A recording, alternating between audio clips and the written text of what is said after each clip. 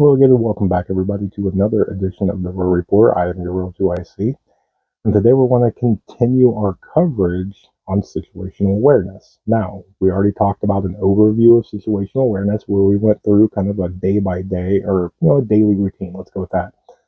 Then we did situational awareness inside the home. Then we covered situational awareness outside of the home but still on your property. So this one is going to be situational awareness outside of your property. Now, we're going to go through this a little bit step by step.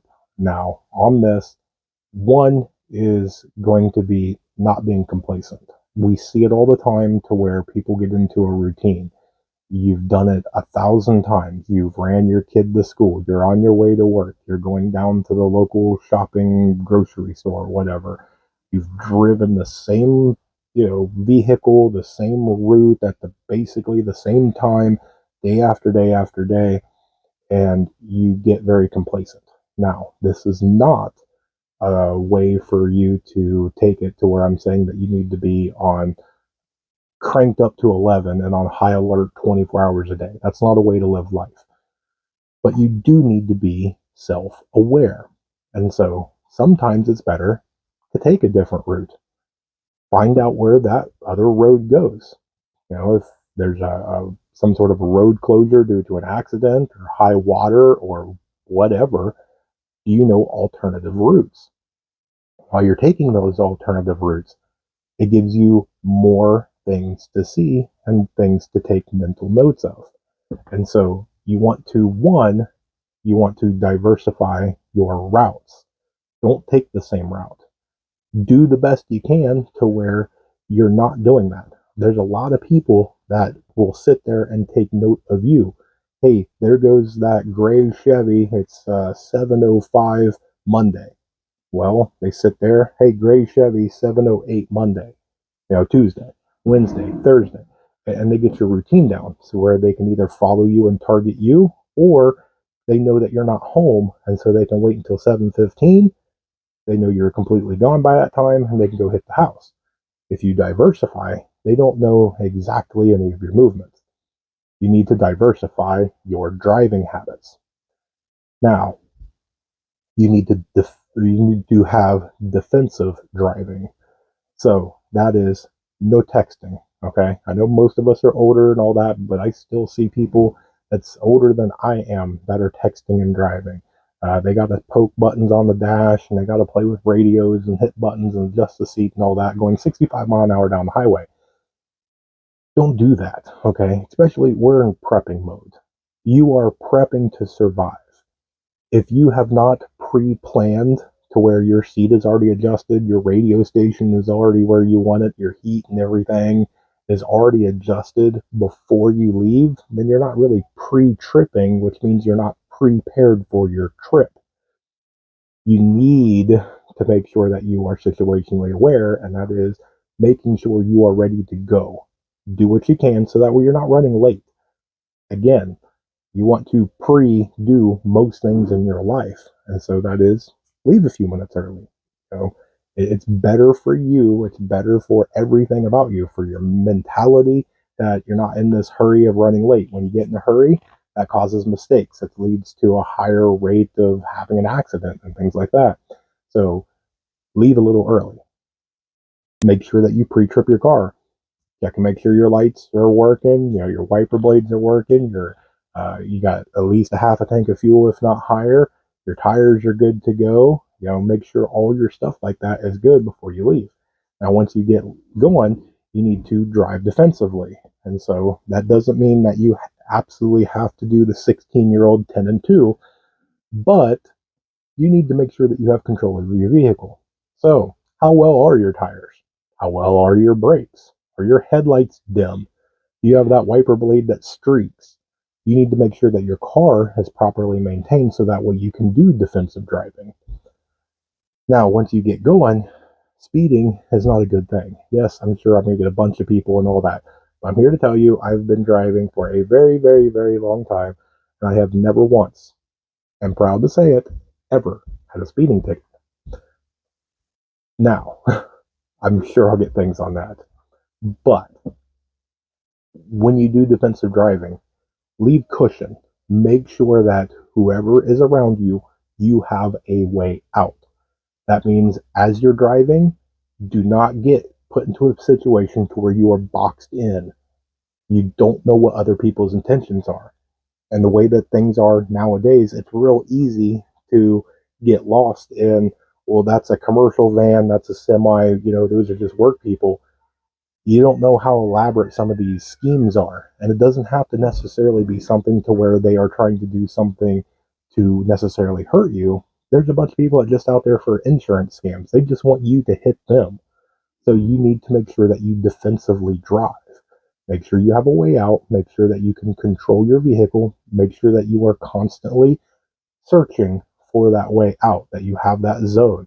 You have somebody here, you have a way to move over to the other way. Make sure you're looking. Make sure that you know who is around you. If you constantly see the same car that's right behind you, you switch lanes, they switch lanes, things like that, that's something that you need to keep aware of. You need to make sure that your routes that you take, yes, you need to diversify your route taking, but you also need to make sure that if you happen to take that side road and you notice that this probably isn't the best road to go down when it's dark, don't take that road in the dark, okay? One of the top prepping rules that I have heard and that I live by, don't put yourself in a bad situation, okay? So if it's a bad idea, don't do it. Listen to your gut. Don't push on something like that. You're putting yourself in a bad situation. It's that play stupid game, win a stupid prize. So make sure that you take the best routes. Usually, now I know, yes, for me, I live more rural. When I pull out of my driveway, I've got two options. I either go one way or I go the other way. There is no straight, or else I'm going to go visit my neighbor in the farmhouse. Okay, so yeah, I can either go one way or another way. And for me, because I live so far out, this isn't a downtown city to where you just go down to the next block and you go around. If I turn the opposite way of the way that I need to go, like say I'm going to work, it puts an extra 20-25 minutes of drive time just to go around the block and get back out to where I need to be. So, I get it. It's going to depend a lot on where you're going and things like that. So maybe your diversification when it comes to driving will go to the weekend. You don't necessarily have to be at the grocery store at 10 a.m. So maybe turn the other way, see what's down that way. It's light out, the conditions are okay. Go exploring a little bit. Make sure you're safe about it. Now, the big thing is once you get to that place, you need to make sure that you strategically park. Don't park straight up front. Don't park next to certain vehicles to where you can easily get boxed in, or somebody can be hiding behind another car. I'm very well aware of if somebody parks, because I usually park 6-7 spots away from the next person, that if suddenly there's a car right beside me, they stick way out. And I will approach that car from an angle to where I get to see as much as I can before I even come up on that. I want to see, what condition that vehicle's in, who's in it, license plate info. I want to have as much as I possibly can. So that way, if something goes down, I'm informed. Once I get to my vehicle, so let's say I approach that and I can clearly see that nobody's in that vehicle, it's just somebody that wanted to park next to my car, then I walk my car. I want to look around and make sure that nobody's hiding around, there's nothing stuck to my car or anything along those lines, so I defensively look. Same thing when you get out of your car. You need to make sure the doors are locked. You need to do a nice back and forth. Is there anybody around? Do I need to see something? Is there somebody sitting over here staring directly at me? Do I need to move? You just, and it's not a thing to where it's a crazy thing. Like you're all up in arms and you're cranked to 11 and all that. This is just a quick 5-second glance around, making sure, taking mental notes. Then you want to make sure that you always have something on you that is defensive. And I know that certain places you can't carry certain objects, but you can carry certain things. They make all sorts of less lethal, different types of devices that you can do. Ladies, it's actually easier for you to conceal a lot having a purse. But men, right now, especially with it being winter, the puffy jackets, hoodies, things like that, you can easily hide something. And especially things don't necessarily have to be hidden, they can be hidden in plain sight. I do not go absolutely anywhere that I do not carry a pocket knife. At the absolute minimum, pocket knife goes with me everywhere. And so that's normal. It's normal to see a man walk around with a little pocket knife clipped on, and all you see is the clip. So you don't know if it's a money clip or whatever it is, but you see the clip. Most assume it's a knife. Most don't even care. It's just common. But there's all sorts of things. Now, the way, and maybe we can get Mrs. Rural in on this, or maybe I can find somebody that can better teach on women's self defense. But I see a lot of women that will go through because it's very controversial when you're talking about a bag. Most say you cross body your bag because thieves are less likely to go after it because you can't get it off the body as easily than if it's on the shoulder. Now, the thing is, though, is that puts you in a very dangerous predicament because if they come up and they do attempt that, then they've got you in a pretty big struggle because maybe they're not after the bag, they're after you. And that's a pretty easy controlling device because you can grab that and now this is around your midsection and you can control or have a little bit of control. So there's argument to be made. Usually what I see, okay, and maybe we'll get into a whole different women's self-defense thing. But usually what I see is usually whatever your dominant hand is on your self-defense tool of whatever it is inside of your purse so it's concealed on your shoulder and you carry like this. Okay. There's a lot of women. And a lot of times what I'll see is they will act like they are digging for something. So they'll wiggle around like this. And usually it's down a little bit. So that way if somebody comes up to grab the purse, that's fine. They snatch that, it comes right off, and what happens is you've now got your self-defense tool, whatever it is. It's already in your hand. They can take off with whatever's in the purse or whatever. That's all replaceable. You are not. Okay. So that's a little bit of that. But there's different things that you can do. Right now, especially during peacetime, something that makes a loud noise. So whether that is some sort of a whistle or some sort of siren, panic button, anything along those lines. If you have a panic button on your car, that can work if you are semi near your car, because if you are not, your car is going to go off and everybody's going to turn this way and you're actually a little bit over that way. Yes, it'll get people's attention, but it might draw them in the wrong direction for a short period of time. But it is just an idea of something that you could do. Blowing a whistle will definitely get people's attention, especially you can use it as a device because you whistle really, really loud up next to somebody's ear. That is extremely painful. Plus, if you have some sort of metal whistle, which is what I recommend, you can use that for poking and prodding the soft spots. There's a lot when it comes to a whistle. And yes, they have different types of sprays that you can use. They have different type of electronic devices that do the zappy zap. And I will tell you from experience, I have been hit with a ton of those. Not the ones that come out. Well, I have been hit with those too. Those are really expensive. There's a lot of rules, laws, and regulations on those. I don't recommend those. You have the money, they're great. They really are. And they usually will stop somebody for the most part. The other ones that you hit and the little arc goes across, I have been hit countless times with that. And it depends on your voltage rating. And I will tell you that anything, at least personally for me, anything over 1,000,000 volts sounds like a lot, but it actually just feels like you're being burned and not electrocuted. Um, there is a sweet spot for the most part of the voltage you want that gives you that little electrocution. Uh, Especially, it depends on where you get hit on something like that. Right now in the wintertime, if you get hit with really heavily padded clothing, it may not go all the way through to make contact with the skin to be able to do anything. So, and you have to be able to make sure that Again, anything that you carry can and very well be might be taken away from you and used against you. So if you have a fear of electricity, might not be the thing to carry for you. Okay, just keep that in mind. Um, but there's a lot of different things.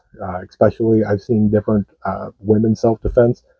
Just because you have to dress up for work, I've seen it to where there's different tactical shoes that you can wear. They have all sorts of concealed carry purses and all things like that. Men, uh, you can certainly carry a pocket knife. They make tactical pens. There's all sorts of different things that they make it for men that's less lethal that you can defend yourself with. And you have to figure out what works best for you and what you're most comfortable with that fits into your budget and makes you okay being able to carry and use. Now, moving on from that, once you're inside of a place, so let's say you go grocery shopping, make sure that you strategically shop too. Uh, Going in to just kind of willy nilly around, I'm just window shopping. It's not a bad thing, okay? I do it, Mrs. World does it, and things like that. But when a place is busy, so you go there on a busy time on a busy Saturday, probably not the best time to window shop. You probably need to get in, have a list of whatever you absolutely need, and get out. The longer you're in a large, crowded area, you don't know what anybody else's intentions are. The less people, the less crowded, and the more room that you've got to be able to, vacate or move around is going to be for the better. And so, it wasn't that long ago, last year, I want to say, maybe the year before, Mrs. Rural had Little Rural. She was down in the local grocery store that she's been to hundreds and hundreds of times. And she was actually right inside the door. So they have the door here, and the aisle goes this way, and then the turns. So there's a thing. She was actually down in that corner, buying some fruits or vegetables or something, and about 10 feet away, a fight broke out, and it basically kind of cornered her. She had no choice but to take Little Roar out and position the cart to where it provided a barrier for her, and just kind of waited out for a minute. Luckily, nothing happened and anything like that, but it can happen.